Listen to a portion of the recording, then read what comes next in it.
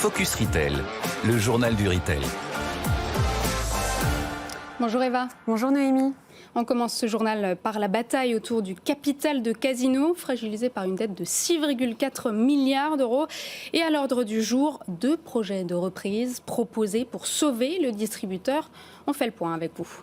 Oui, en effet, 2 propositions très différentes. Celle du milliardaire tchèque Daniel Kretinsky, qui possède 10% de Casino, mais qui ne siège pas à son conseil d'administration. Il propose aux côtés de Fimalac et d'autres actionnaires une augmentation du capital de Casino d'1,1 milliard d'euros. Une proposition énorme. Pour rappel, la valorisation du groupe Casino est de 691 millions d'euros.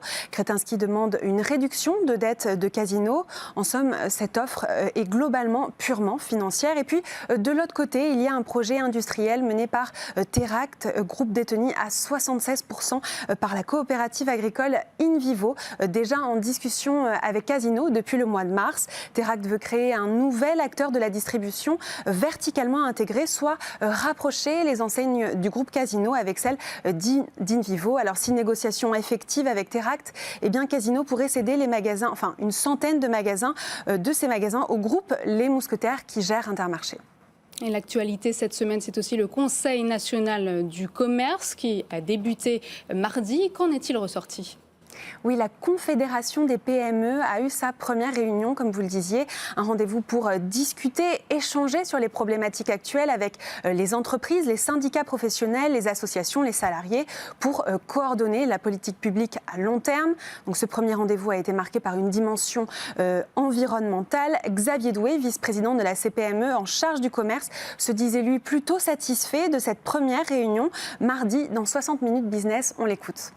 Prise de conscience du poids du commerce en France. Je rappelle que c'est 10% du PIB, le commerce en France, ce qui peut être aussi un petit peu comme l'industrie, alors que l'industrie a un conseil national. Et il faut aussi que dans la conduite des politiques publiques, la voix du commerce puisse être entendue, parce que sinon on peut avoir des superpositions de lois et qui peuvent être très dommageables pour cette activité économique. Alors ces réunions auront lieu tous les 3 mois en présence d'un ministre ainsi que des groupes de travail. Et dans la série des résultats trimestriels, Carrefour confirme ses objectifs annuels. Oui, l'inflation alimentaire gonfle les ventes du distributeur. Le chiffre d'affaires de Carrefour a atteint 22 milliards d'euros au premier trimestre 2023 contre 20,2 milliards un an plus tôt, une hausse de 12,3%. À noter, Carrefour a gagné également 560 000 nouveaux clients grâce notamment à ses marques propres qui grimpent à 35% en valeur dans les ventes trimestrielles. Et on part à New York avec une ouverture, ou plutôt une réouverture, celle du flagship de Tiffany & Co. Oui, la boutique historique de Tiffany, immortalisée dans le film Diamant sur canapé, a réouvert ses portes ce mercredi. Une inauguration officielle pour ce lieu entièrement rénové pour la première fois depuis 1940.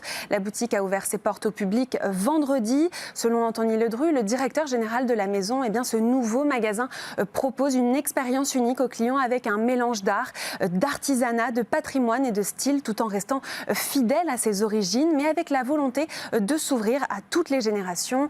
Pour rappel, le groupe LVMH a racheté Tiffany en 2021 pour 16 millions de dollars. Tiffany est donc une belle endormie que le groupe de luxe tente de rafraîchir de par de multiples collaborations.